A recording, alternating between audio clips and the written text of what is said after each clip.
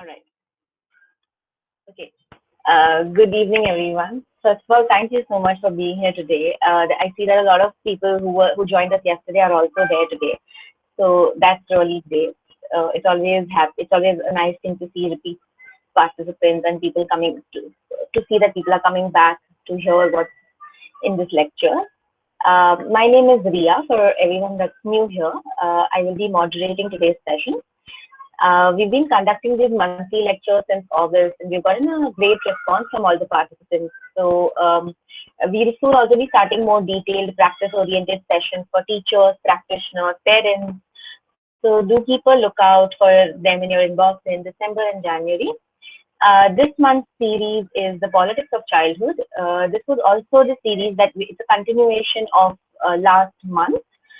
We did 2 lectures last month in November on how Hinduism has influenced our ideas of childhood and how the history of India has influenced our ideas of childhood. And this is a continuation of the same series where we're talking about how Islam's influence has influenced our ideas of education and childhood. And today's lecture is Christianity, Education, and the Child. So how Christianity's views have since not just also during the colonial period, but also a little before and a little after, how mostly after, how there has been an influence of thinkers who were Christians and who kind of came and spoke and kind of did a lot of educational reforms in India. So Professor Nita Kumar will be putting more light into those details in today's lecture. And before the lecture begins, I wanted to just give very short introductions about NIRMAN, the organization that is hosting these lectures, and about our speaker today. NIRMAN is a not-for-profit organization. We are based out of Varanasi, and we run 2 schools, a research center, and an artist studio. Our schools are called Vidyashram, the South Point School. One campus is in the city is in the Banaras city. Another one is in the adjoining village, which is 12 kilometers away, on the beautiful riverside village called Betavar. We have about 150 students from a lot of different different backgrounds that are coming in. It's an inclusive, integrated school. So that means we've had students from families of farmers, weavers, entrepreneurs, researchers, teachers, professors. They're all coming together, mixing and kind of learning together. This is one of the strong ethos of NIRMAN as well as Vidyashram. Our research wing is called Center of Post-Colonial Education. So generally, of course, pre-COVID times, we used to have a lot of researchers, a lot of Ph.D. students, a lot of students from international universities as well as universities in India come in to conduct their research studies, and not just their research studies, but also contribute to research on education and art in India. And lastly, NIRMAN also runs an artist studio. So of course, artists also kept always coming in. Our school calendars used to be filled with these projects and programs throughout the year. And we're really hoping to start all of these projects very, very soon. And a little bit about our speaker today. Professor Nita Kumar, she completed her Ph.D. from the University of Chicago. Her fields of research are history of modern India, Russian and European history, and anthropology. She takes a lot of university courses on South Asian history, gender, Bollywood. She recently retired from South Asian chair of Claremont McKenna College in California. She taught in University of Chicago, Brown University, University of Michigan, amongst other places. And mainly she's the director and founder of NIRMAN since the last 30 years. The organization is 30 years old in 2020. So she's taught, trained, written curricula, worked on children's books and art projects in all of these years. So that makes her a very interesting person to speak to and also to listen to. And before I take more of your time, I would now like to invite Nita ma'am to start the lecture today. Thank you, Ria. We are going to talk about Christianity, children or childhood, and education today. And as usual, I have to get in my 2 pennies worth about myself to begin with. So here's a couple of things. I recently scripted and produced a feature film called Shankar's Fairies. That's the name, Shankar's Fairies. It's at its last stage of post-production, and hopefully you'll all be able to see it in a few months. The story is about a little girl who goes to a Catholic school, a Christian school. She's about 9 years old and she lives in the city of Lucknow. This is an old school dating from the 19th century and rather typical. And when you see it visually, you'll be able to recognize it for being completely the archetype of the Catholic school, Christian school, or convent school in India. It's got an amazing campus with lots and lots of fields for different kinds of sports activities. It's got a mansion-like facade, very beautiful building, gardeners trotting around, keeping the garden perfect, and nuns, foreign nuns, European nuns, walking around, looking after the girls, and all their classrooms are also very predictable with rows of nice polished wooden furniture, and all sitting in smart little dresses, looking like the epitome of neat little, good little girls. So that's the school that she goes to. And here is what we try to show in the film, because it's supposed to be representative of a class, of a time, of a kind of institution, of a history of India. So she, of course, feels very comfortable and at home in the place. It's not that the size or the grandeur of the place overawes her and makes her diminished in any way. So you see a fairly small-sized girl and you see a huge place, a huge institution, and yet she's very comfortable in it. So there is a way in which this kind of school makes you feel like family, like you belong to a family. That's an important point to note. Apart from the visual effect on the surface, there are some hidden places in this school, in this campus. There are some kinds of corridors that need to be explored, some little places which are behind corners or tucked away somewhere, which she and her friends go quietly around to see what's there. They sneak into the chapel area and then they look at upstairs very greedily, as if wishing they could go up there to where the nuns' quarters are. So the nuns are living in a reclusive way, not in a public way at all, upstairs, and no one can see exactly what goes on there, which is very mysterious for children, of course. Who are the nuns? What do they have under that habit that they wear? And the chapel itself is a place of serenity, quiet, beauty. You know, there's an intangible attractiveness to it. And you have all those little symbols of Christianity all over, at which they gaze like little girls will, as to, this is so interesting, you know, not in an intellectual sense, in a purely instinctive, impulsive sense. So there is that aspect to the Christian school. And then you have the classrooms shown, which are really, I mean, they could bring tears to a modern day educator. They are very conservative, very old-fashioned. There's a lot of repetition, memorization. The main thing, however, is the discipline. So the teachers rule with a rod of iron. You know, you can't go a little bit this way or that way in anything you do, right from drawing the lines, the margins on your notebook, to answering in a certain way.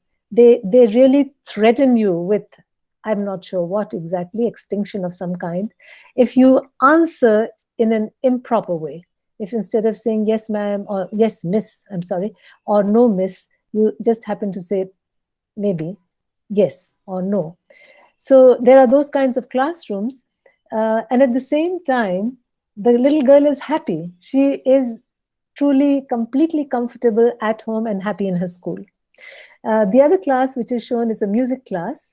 And these girls, this is set in the 1960s, are learning a song from a musical which was taught in all British schools at some point or the other, called HMS Pinafore, a musical made by Gilbert and Sullivan, very, very popular in its performed mode. And they are chorusing away, learning this song about the Queen's ship called Pinafore, and the captain of the Queen's Navy, and the admiral, and the sailors, and all that, singing like good little imperialist subjects about the grandeur of Britain as a terrific all-globe controlling nation state. They are admonished to speak only in English, so that becomes a habit for them. What else? Now, here's the point. Now she goes home, and the story is about her very close relationship with her servant who comes from a village called Shankar. That's why the name of the film. And he regales her with lots and lots of stories, all deriving from his village life and background. And she has this plural kind of life going on, in one of which is the socialization and education in her convent school, and the other is listening to this marvelous repertoire of stories from her servant. What happens? Is she in conflict? Is she torn between two identities? Is she getting all mixed up and worried? Is she going to discard one for the other? Nothing like that. Because what we see in the film is also her mother, who is the same kind of person grown up. She's very anglicized. At the same time, she's very Indian. So actually, this is the story of India, that you could, it's been a story of India for 7 or 8 generations at least, or 200 years, that you could actually be a student of a missionary school, of a Christian school, a Catholic school, or a Protestant school. You could learn everything just as a young British child would be learning back home. And you could have a perfectly Indian home, family, and background, where, as we see in the film, they eat Indian food, they listen to Indian music, they talk in Hindi all the time, you know, everything. The lifestyle is all very Indian. At the same time, it's all very British and Christian. So you could have this plurality of identity and of lifestyle and of selfhood. The narrative of the self doesn't have to be singular, it can be plural. You can live in more than one world. This is what happened to the upper class of Indians, to educated Indians, ever since the schools, both missionary and colonial, started in India. So I hope that this film will make the point. I wanted to mention it, both, of course, for propaganda purposes, but because I really think that it's an honest effort on my part to depict the impact of Christianity in the lives of children in India. Some children, I can say this because I can switch autobiographically to my own mother. My mother would say, she had been to a Christian school, that she really loved reading novels about England and about Christians. She used to say, I used to wish when I was smaller that I would be reborn as a Christian. She was that much in love with the kinds of things that she read about and empathized with and identified with. And it's significant that she said reborn, right? So a Hindu idea being used for a different purpose. The other thing which I wanted to say, which is of a personal vein, but very significant for this topic, is that presently, as Ria mentioned, we have 2 campuses. One of our campuses is in the village of Betawar, a village outside the city of Banaras. And it's been around for 15 years or something. We have a school, a running school, and lots of activity there. So one of the things, it's a bit less now, but initially it was very strong. One of the things is the kind of image that the villagers have of us. So my first thing about the film was about the reality of Christianity in India. And this thing, which I'm going to tell you now, is more about the image of Christianity in India. But an image also tells you both about the stereotype of the thing that's being imagined, but also about the archetype, which is a form of reality, just more abstracted. So the image that they have is that this school is run by foreigners, and they actually are very specific. They see me all the time. They think I am from outside, if not exactly a foreigner. They used to say quite comfortably, without ever inquiring about it, oh, these must be Christians. These must be Christian missionaries, right? Now, of course, they are ignorant and they're foolish and all that. None of us are Christian missionaries. But the point is important to note why they would think that, why they would identify us with that. And I think there are 4 reasons. One is because of the use of English in our school. Ours is an English medium school. We promote English. They can overhear that we are talking in English all the time. There are resounding echoes of English coming from our classrooms, right? And we can be heard to speak that among, us teachers. That's point number 1. The second thing is they think we are modern, right? So we dress, all of us women teachers dress in a way unlike the female villagers. Instead of that kind of And attire, we wear all kinds of things, and unmistakably, we have a modern approach to everything. And the third thing is we are free. That means we can walk around outside. There's no one apparently controlling us. We often walk into the village. I take walks there all the time, and so many others do. So there's freedom and there's modernity. And finally, of course, there is this overall overarching association of education with Christianity, and especially education of this quote unquote foreign kind, with a very nice building, speaking in English and looking modern and smart, and maybe not smart, but modern at least, and moving around freely. These are the points I want to explore further. They may seem intangible right now. It will be my work to make them tangible to you. These 4 points, literally: English, modernity, freedom, and education. All right, these are the 4 legacies or influences of Christianity in India. And again, with each thing, I want to make the connection to children and childhood, and then try to summarize at the end only with talking about children and childhood. All right, so English.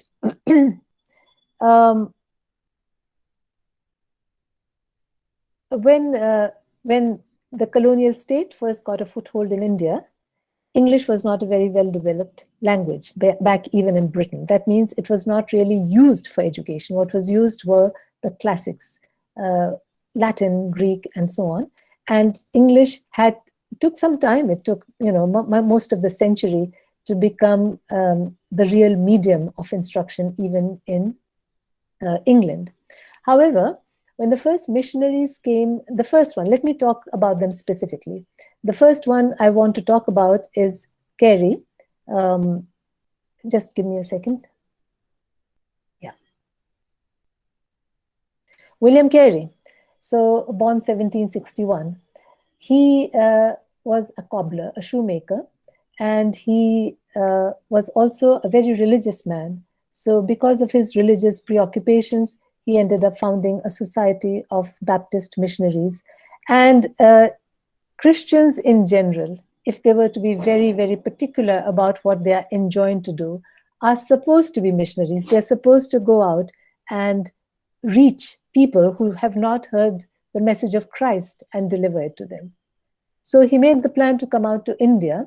And really, it's a very sad story, because not only were many of his team members were in trouble and died literally like flies, his own wife had a profoundly tragic experience in India. But leaving that aside, William Carey was an extraordinary person. He did not get permission to open a school in Calcutta because the East India Company at that time wanted to keep missionaries out. They did not want to have their commerce and trade and efforts at negotiation with the local leaders disturbed by the presence of any proselytization, anyone who was trying to rock the boat in any way. So he had to go outside Calcutta to the Danish colony of Sri Rampur, get permission, a charter from the Danish king at that time, and he set up Sri Rampur College, what came to be Sri Rampur College. All of these things started as a very small bud and then became bigger. William Carey was such a polyglot. He, within a few months, had translated the Bible into 6 or 7 Indian languages personally. And then the printing press that he and his team, Ward and Marshman, set up in Sri Rampur, translated it into another 30 languages, Indian languages. So he was a pioneer not only in education, but in this printing and publishing of the first texts in India, literally, the first translations from Indian languages to European languages, and the making of dictionaries and grammars. He did all that within his span of life. He has made a huge contribution. Education for people like him had to be very, very fine, very successful. That means if he started a school, he had to make sure that those children began to actually understand what was being taught. Since at the heart of it was to teach them, was to unlearn who they were and what they were and learn something new. So the idea of conversion consists of this, that you have to be able to use language so effectively that someone is going to be completely transformed by it and buy into your message, accept your message, which is foreign to begin with for them, and then has to come to seem acceptable and something they will take up. This is a very big challenge. Everything, I started by saying the climate was terrible for them, their health suffered, but the challenge of these first missionaries was really how to reach the hearts and minds of children.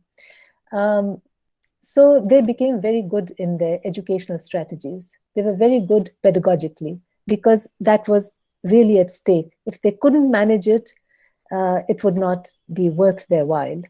And they developed lots and lots of strategies for teaching. Some of the nicest ones, which were then used all over the place later. Together with William Carey, we have a slightly later person, the Scotsman Alexander Duff. Just one second while I find my thing.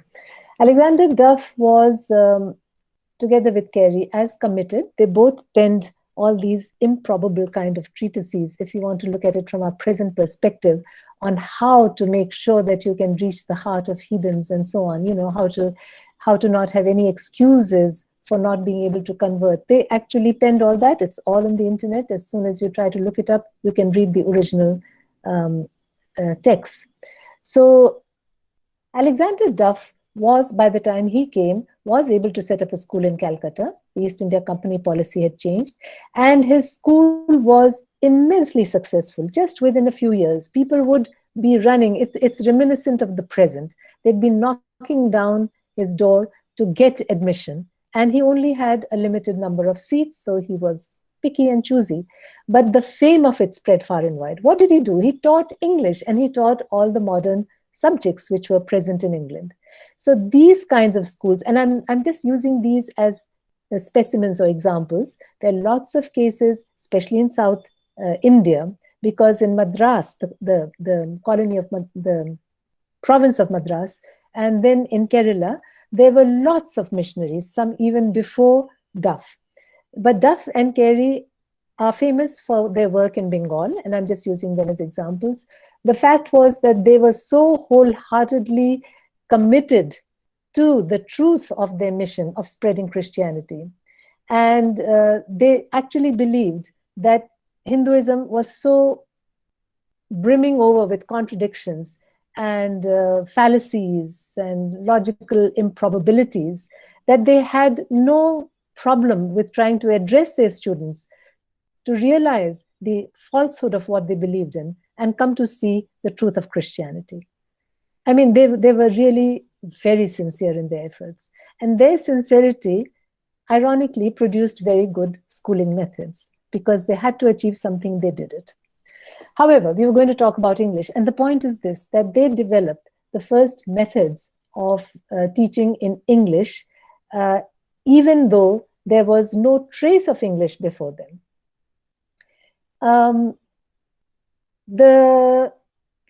Another relevant point here is that although their efforts were then quickly taken over by Indians, so that Indians followed in their path and set up schools of their own, there was a deal of overlap between what Indians already knew and what the missionaries were introducing in India. So if, for example, one of the messages was rationality or science, it's not that Indians lacked all that and they suddenly were being introduced to something like that. It was just being put in a completely new and interesting way through a completely new and fascinating method, the English language. One interesting case here is that of Raja Ram Mohan Roy, whom of course everyone has heard of, and he's given all kinds of epithets such as the father of modern India, India's first modernizer, or modern man, and so on. Yeah, Raja Ram Mohan Roy. He was also a polyglot like Carey. Much before he learned English, or had probably even met an Englishman, he had already mastered many Islamic texts. He knew Islamic languages like Persian and Arabic and had translated from them. He had studied the Upanishads. He had made his own syntheses of all these to produce his own versions of rationality and science. And then he taught himself English. He took a job with the East India Company. But by the time he was already in his late 20s or early 30s, right? Very old for him, for someone who had started at 13 or 14. He was truly a universal man who could take from any knowledge system in the world, including the new British one, including the new Christian one, and synthesize it within the Islamic and Hindu sciences and knowledge that he already had. And then he came up with new perspectives on the directions that India should go in, including of social reform, such as of sati and widows' remarriage and so on. And everything else that was going around him. He had an opinion on everything, and that opinion was a modernizing one. Now, you can see this as a Christian influence, if you like. I just want to make the point that, yes, to a large extent, because of the situation of dominance and control by the East India Company, it is Christian influence, but at the same time, there is not an irretrievable kind of contradiction, conflict, or pushing back of something which was pre-Christian in South Asia or pre-colonial in South Asia. There is an overlap of rationality and science between the other subjects, which other kinds of knowledge which people already had, and that which was introduced through Christianity. So English was the choice, as we know, in the 1830s of the East India Company as the language for India. But that came much later, after English was already a fait accompli in the 3 provinces ruled by the East India Company. So English was already at home to stay. How? By the efforts of the missionaries and the following of their model by Indians. As many schools were set up by Indians, probably more than were set up by missionaries. But it was the missionaries who actually made the point that if you want to do something which is going to give you returns in the long term, then it has to be through English. Modernity. So the names of philosophers like John Locke, Jean-Jacques Rousseau, and Hobbes must be known to everyone. They are among those who set us, the modern world, on the path to this modernity. Liberalism, equality, individualism, and so on. What is less known is that their politics, their political treatises, and their philosophy had a very close relationship to their knowledge of the Bible, their faith in the Bible, their belief in the message of the Bible. So if you look at the biographies of all these philosophers, you look at accounts of their work or interpretations of their work, there is always a place in which the connection is made with their religion and their religiosity. It's not very much discussed. It's not out there because the fact of the influence which they had politically is much more important and much better known. So we know that, for instance, the American War of Independence was something that, and the American Declaration of Independence was something that relied a lot on John Locke. We know that many educational systems that are considered modern go back to Locke and Rousseau and Hobbes, and then there is a whole train of people whom we know, Pestalozzi, Montessori, Piaget. They all belong to an emerging and then an established modernity in Europe. And they are all Christians. They're all people who are well versed in their Christianity and in whichever sect of Christianity they belong to, and have faith in it. And they actually want to make a link, which they see as sometimes lost, between the dignity of the human being, the natural equality of people, the rights of an individual, or individualism, and what's going to happen in each of their new societies as they're emerging in modern times.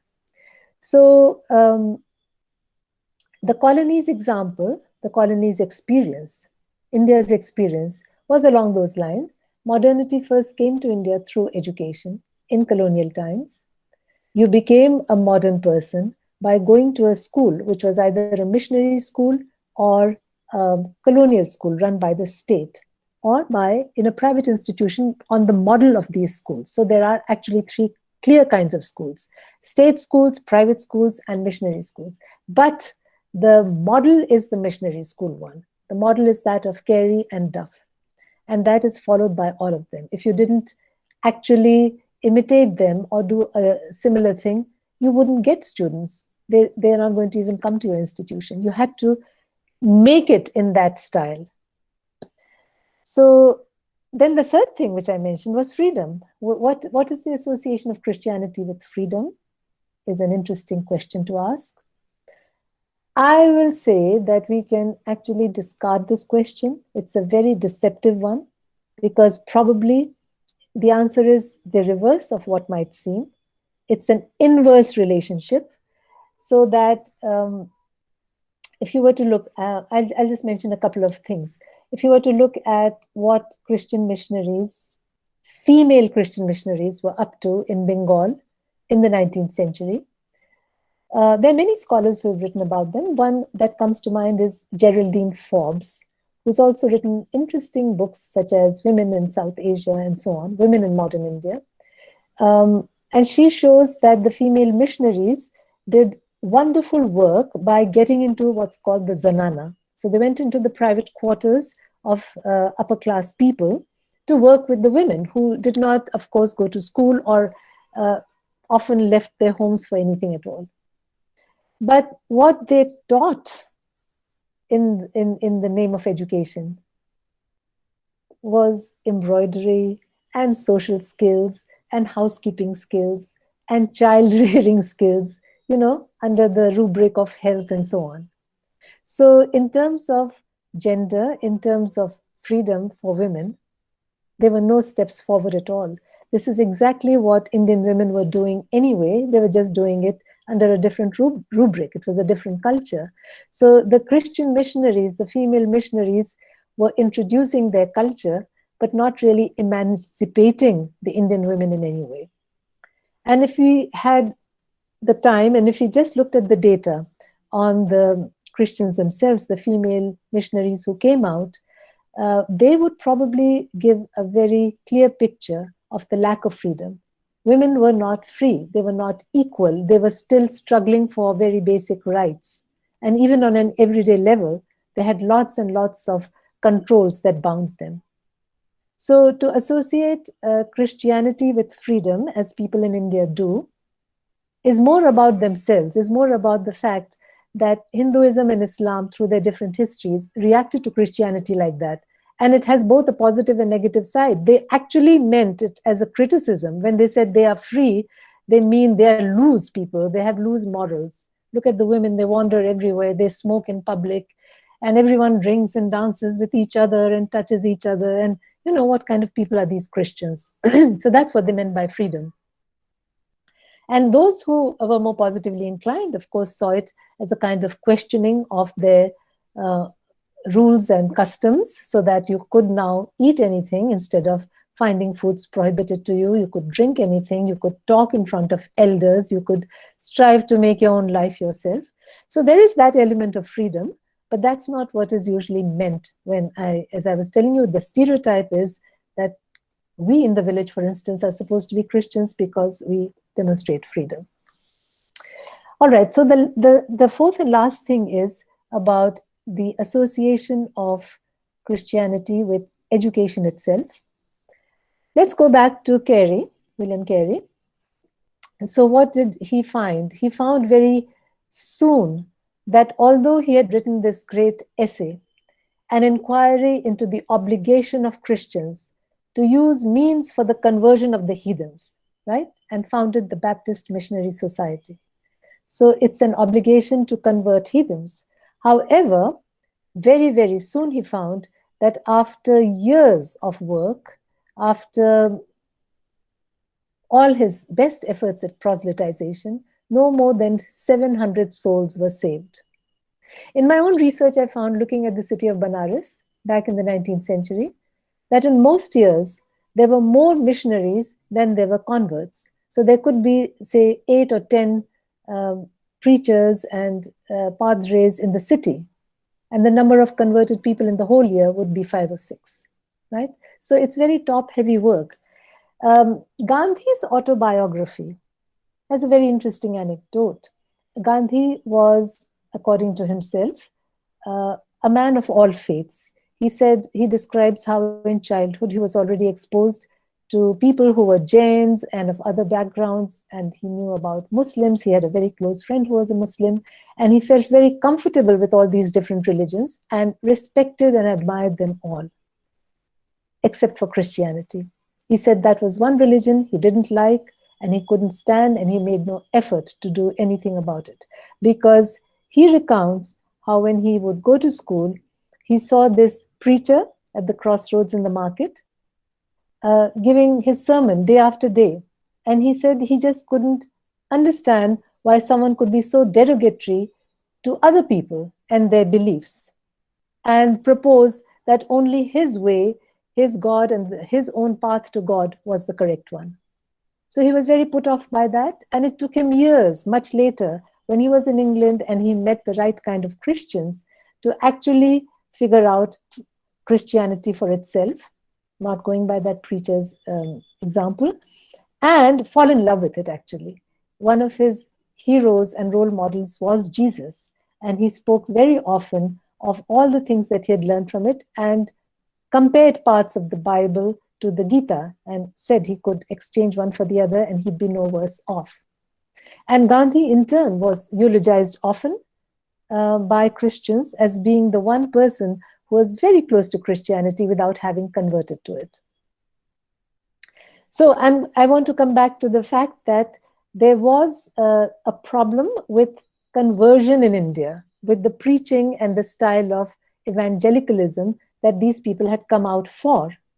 And they were not stupid, right? They realized it quite soon. They could see the same statistics as I have quoted to you right now. So they changed their mission, they changed their idea without losing any of their fervor, without stopping to believe in any of the things they did. They did not proselytize anymore, at least directly, or at least as much.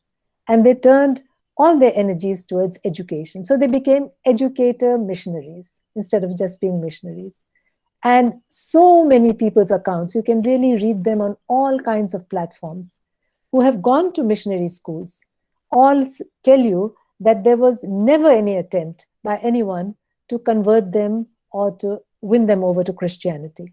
It was all about education. Yes, they did have a class in scripture or the Bible. They did all read the Bible. I read the Bible in my Catholic school, the New Testament. And there were prayers, and there were lots of prayers, right? Everyone had the same kind of Hail Mary and Our Father dinned into their heads. But there was never anything learned or taught from this. It was just the way that the school did it. And as I said before, in terms of the plural education part, as in case of my character in that film, Shankar's Fairies, you can have lots of experiences like that, including ritual ones, linguistic ones, cultural ones, without it turning you around or producing some churning or agonizing inside you. So that's what would happen in these schools. What did the missionaries want? What did the Christians think would happen in these schools if not conversion? I think they did think that in the long run, there would be an impact through the education into rationality and science and the curricula of the West to change around the belief systems of Hindus, which, if you look at it carefully, both Hinduism and Islam have their own epistemologies and sciences. So it's difficult to imagine how they can coexist. I'm claiming they coexist. My historical research has all testified that in the head, mind, soul, and behavior of a modern Indian, two different cultural and epistemological worlds coexist. And one is a European one or a Western one, and one is an Indian one. And sometimes it's difficult to measure up what is the logic behind this. But it's not a question of logic, it's a question of multiplicity, of complexity. And we are the ones who have to switch our way of thinking, that yes, you don't have to have a singular identity or set of beliefs. You could have a multiple one, or a dual one, or a plural one. So education became a very important thing for these new educator missionaries, and their model was followed multifold. So more and more and more private schools opened, which paid them the tribute of trying to use their style, right from their architectural style to their designing, to their way of teaching, to their way of bearing themselves, to their discipline, etc. Even to the extent, and this is both a sad and a happy and a dark thing, that all private schools who teach in English are referred to as convent schools popularly. There's not an iota of the convent about them, right? A convent means a place where nuns or monks live. But that's the popular usage. And that's like a compliment, yeah, that you are so good, we even want to be called like you. And if you have saint in your title, then we also want to be called by saint, whoever we are. So there are many, many Christianities in India and elsewhere in the world, more than I have time to count. Yeah, and we all know about the division into the Protestants and the Catholics. That's fine. We also probably know that among the Protestants there are all kinds of Methodists and Baptists and Anglicans and Presbyterians and so on, and that the Catholic Church is ruled by the Roman Catholic Church. But there is a Church of North India and a Church of South India, right? But do we also know that in Kerala and other places, there are lots of Syrian Christians, and there is an Eastern Syrian and a Western Syrian denomination, and there are Mar Thomas and Orthodox Syrians. There are dozens and scores of churches and sects in South Asia. So just as I was saying much, much earlier for Hinduism, and then yesterday for Islam, each of these religious spaces or categories is actually populated by a multitude of different groups or communities, each of which has a history and an identity, and they feel very strongly about that, and the borders of that, and the differences that set them apart from all the others. So from the outside, and the bigger the distance from the outside, they all seem the same. You think all of these are Muslims, all of these are Christians, this is what they do, this is how they are. But that's not how the reality is. They are divided up by all kinds of levels of beliefs. Even the two I mentioned, Locke and Hobbes, were completely at odds with each other, even though I used them to show that they had Christian roots. So when we talk about missionary schooling and Christianity in India, we must be always aware of this diversity and this difference. Here are two or three other points that are the influence of Christianity on all the education in India and ideas about childhood and children. So the first, of course, is individualism. I already mentioned Locke's treatise, and that is about the rights of an individual. And that his idea also was about the tabula rasa, or the clean slate with which people are born. So it's also an emphasis on nurture or the environment. You don't have innate ideas. You're not coming with some original sin or virtue. It's not that you already have things going on in your head. You are completely a blank slate, and then it's the function of a very well-designed pedagogical curriculum to teach you, and of course, of the environment that the pedagogue or educator has set out for you. This is a very powerful direction in what we call modernity, educationally speaking, because this means that it's in the hands of the educators and those who design the education system to control the outcome. You can't blame something essential about the person for whatever is the outcome. Another very important legacy of Christianity is age consciousness. Now, it's a matter of common knowledge that in India, traditionally, people don't give that much importance to age. There is nothing which is related to age or groupings according to age, traditionally. Now that people are becoming modern, it's more and more common to do that.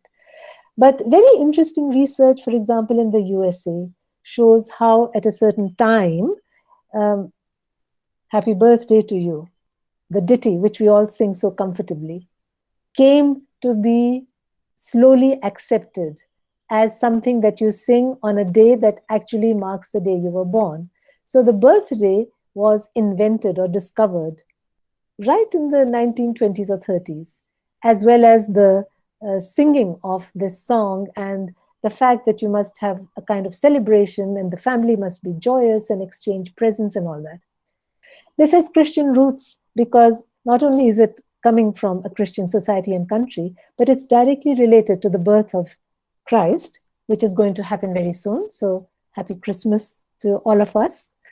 But it's the association with that, and even more, according to scholars, with 12th night or the day of Christ's baptism, 12 days after his birth. So there was already a celebration in Christianity of that day with sweets and cakes and lights and merriment and singing. All that emerged and developed not only into Christmas, but into the individual birthdays of all of us, right? So now it's completely commonplace, of course, to celebrate your birthday in this way. But the point about education is that everything regarding the child is now assessed in terms of age. We always try to tell each other what is the age of the child before we know anything about them. And that seems to be the explanatory factor. That tells us whatever we need to know. Oh, he's 12 years old. That means pre-adolescent or whatever. And this kind of age grouping and age consciousness is still to take foothold in India, but it is very, very influential. And that model exists everywhere, sometimes to the detriment of children's success. So whether they can or they not cope with whatever that level is supposed to be, we put them there because that's what the age tells us on paper, even though age is sometimes wrongly presented on paper. Let me end by just quickly going over the 4 or 5 points, which I've maybe hopefully not, but said in a rambling way so far. So I've mentioned prayers in convent schools when I talked about Shankar's fairies. This is an important point because these are finally religious schools. Indians might take them as secular. I told you that the graduates of these schools never talk about the religiosity of them, but they are fundamentally religious schools, and that's why they have a lot of prayers. And what has happened historically is, because the model followed in India of modern education was that of Christian missionaries and their schools, there was a reaction eventually, gradually, on the part of Hindus and Muslims to set up similar schools which had a Hindu component instead of a Christian one, or an Islamic component instead of a Christian one. So the example of Christian missionaries came to be followed by Hindu and Muslim missionaries. I'm just using that term loosely. They don't call themselves that, but I'm saying that the schools are comparable. Had modern education come to India in a different way, then the history of Hinduism and Islam in India would also have been different. So Christianity has this profound indirect influence of having shaped the nature of Hinduism and Islam in India. I mentioned the infrastructure. I mentioned the lovely buildings and the campus and the playing fields and the huge emphasis on sports and cultural activities and programs.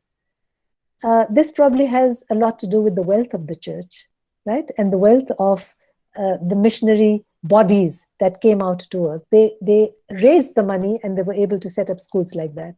And then happily for us, unhappily for some, these became the models. So that the good kind of school is one which would have all these kinds of facilities. English I've already discussed as a very important model that was presented by the Christianary schools. Discipline is a slightly iffy thing. The most important thing that a student of a Christian missionary school will tell you is that there was this rigorous discipline. You could never have your socks crawling down your ankles, right? You couldn't have dirty nails or little things like that, right? I mentioned that you couldn't say a sentence in an improper way. You had to always speak English, etc., etc., etc. Now, this discipline is partly, if you want to look at the causes for it, partly because that was the time at which all this evolved. It was the time of the Industrial Revolution. So there is a kind of need to discipline the working classes. For the elite, there's a need to cultivate in them the kind of rigor that they can go out and imperialize the world with.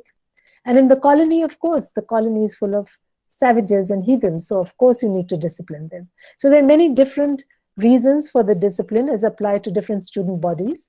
But the bottom line is that the Christian missionary school or the convent school is very, very precise about the importance of discipline, disciplining the body, disciplining the mind, hopefully, disciplining your work and your approach to things. And finally, the last thing I'll mention is the service, the social service or charity record aspect of the teaching of Christian schools. There is always a club or some kind of a body in which students are encouraged to participate, and they are taught to think of others and to look after others. The reverse side of the coin is that because of the way the missionaries were so successful with their education and their schools became so popular, these became schools for the elite. They were not schools for the masses. It's the elite that has profited from Christian missionary education in India. And for them, of course, it behooves them to engage in some charity and some social work. I'm going to end here, and I want to have some questions from you all. Thank you. Okay, that was a very interesting point to end, because our first question is quite related to what you just spoke about how Christian schooling, missionary schooling was considered to be for modern Indians, right? Like it was a modern thing that happened. So what kind of class, caste was reproduced from the Hindu system? What kind of people entered such schools? And a connecting question to that would also be that Christianity in itself also had hierarchies back then.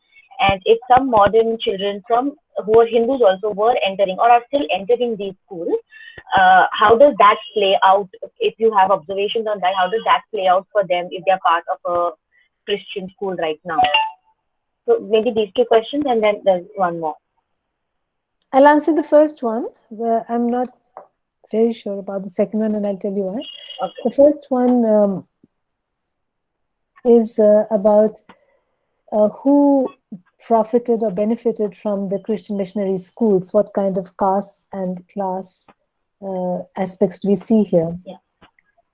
Now, when William Carey and Alexander Duff set up their schools, they had them open for everyone. They actually wanted to have ordinary children, but they did not, that did not last long.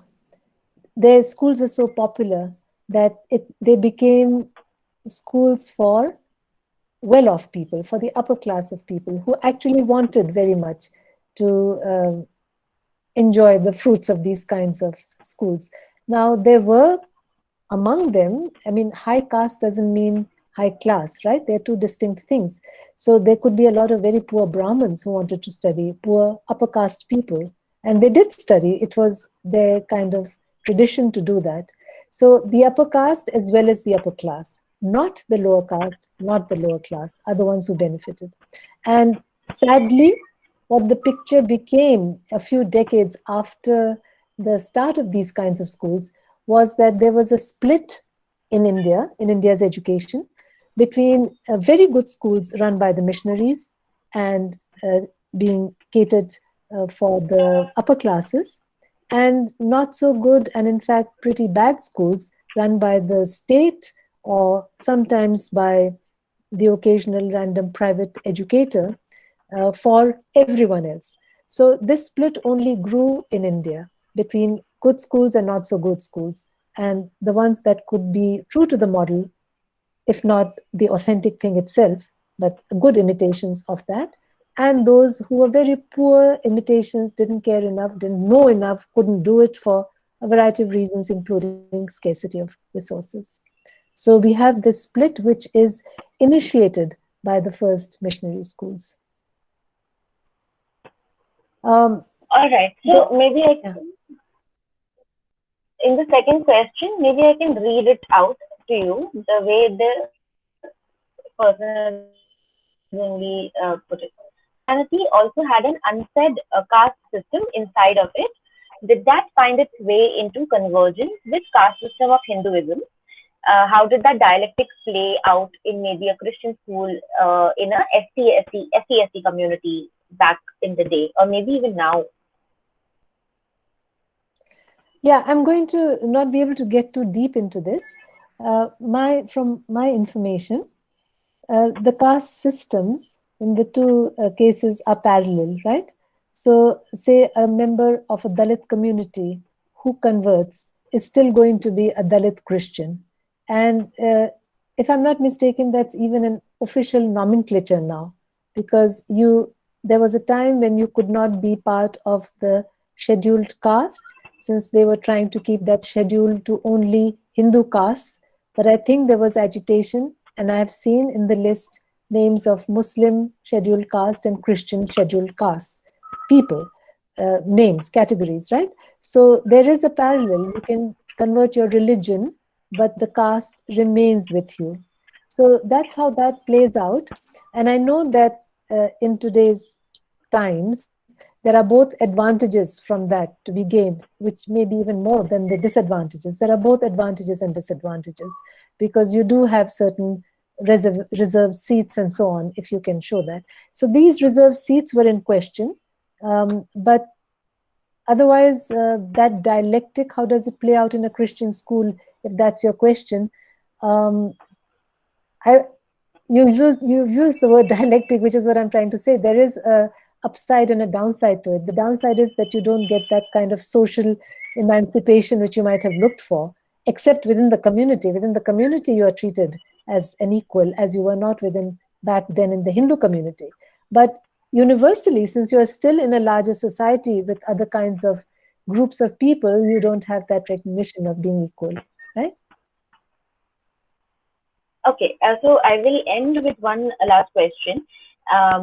I'm going to broaden the question that is there, because we've also received a few comments when people were signing up the form about, if you could add your comment about the various religious rituals that happen, say singing a prayer song in the assembly, or celebrating certain specific festivals, or existence of religious symbols including temples, photographs, photo frames in school, and how does that work around the secular idea of schooling that democratic nations propose?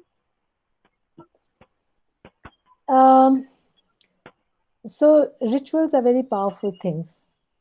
But rituals are not natural things, right? They're all man-made. They're all made by us. And we are not aware when we are making them up. And maybe some of us don't. We just inherit them and we practice what already has been made by someone else. But something like a school has to make them up, or choose them at any rate from quite a large assemblage of various kinds of rituals that they can adopt. So depending on what the school's identity is, if they want to be seen as belonging specifically to a certain religion, they try to choose rituals which will echo or reflect the practices of that religion.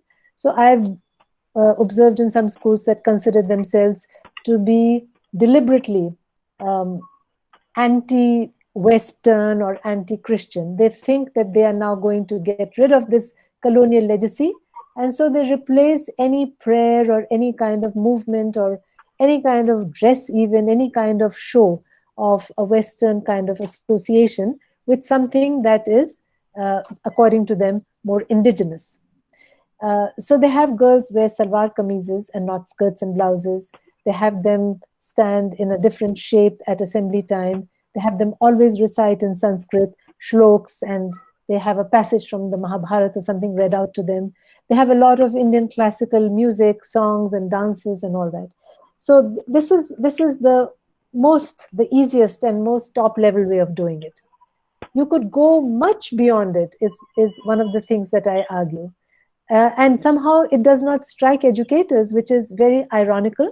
They want to affect the minds of students, but they don't realize this powerful thing called the hidden curriculum. So all this is so overt on the surface that actually children enjoy whatever kind of ritual you give them, and they'll probably leave it unscathed. They will practice the ritual, but it won't have gotten inside them, right? But you could do it in a much more subtle way. You could change the whole way that you divide the school day. No one has done that, enough at least. So if you look at the new Islamic institutions or Hindu institutions, they have actually copied and imitated the model of the Christian institution without realizing that they were undercutting their own efforts to be anti that thing, which they are now using as a model. They use the same kind of timetable structure, the same kind of classroom layout structure, the same division into subjects, one period for each, the same kind of teaching as in a missionary school. That is the model, and they're using it. Even a madrasa, the one that I mentioned yesterday, Deoband Madrasa does that. So at the end of the day, and then the exam is an external exam, and they're all sitting there writing it, and then they're getting their marks and, getting their result cards. One would have to be very much more radical and subversive to be able to turn that around. Again, someone who was that was Gandhiji. And that whole idea of having Swadeshi institutions, which didn't work out. I'm not one to say that I know of any very successful Swadeshi institution, right from Kashi Vidyapeeth, right here in Banaras, to all kinds of gurukuls and so on.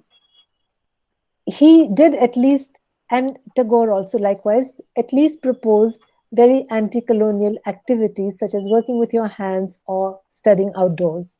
No missionary school does that. Yes, working with your hands, of course, for charity or social work or craft work or something, but minimally, and of course not outside. You're always in a very nice box-like building, completely protected from the outside. So the point is not about space. The point is more about the ritualization of all the activities in a day. So when you use an assembly, just by transplanting a Hindu hymn for a Christian hymn does not make the child's experience so radically different. That's my argument. Rituals are such powerful things that you have to be very powerful in devising them and in molding them to your purposes. And you'd better be very clear about your purposes. You can't just say, oh, let's all be terrific Hindus or resurrect our ancient traditions of glory or grandeur, and then everything will be all right. So rituals are very powerful. It's really important for schools to think about their rituals. So Tanu, who had asked this question, I'm very glad she asked it. That she's saying that she's argued she's argued very similarly in her work of child monks in Ladakh. So same argument goes for Buddhism as well. Look forward to seeing that.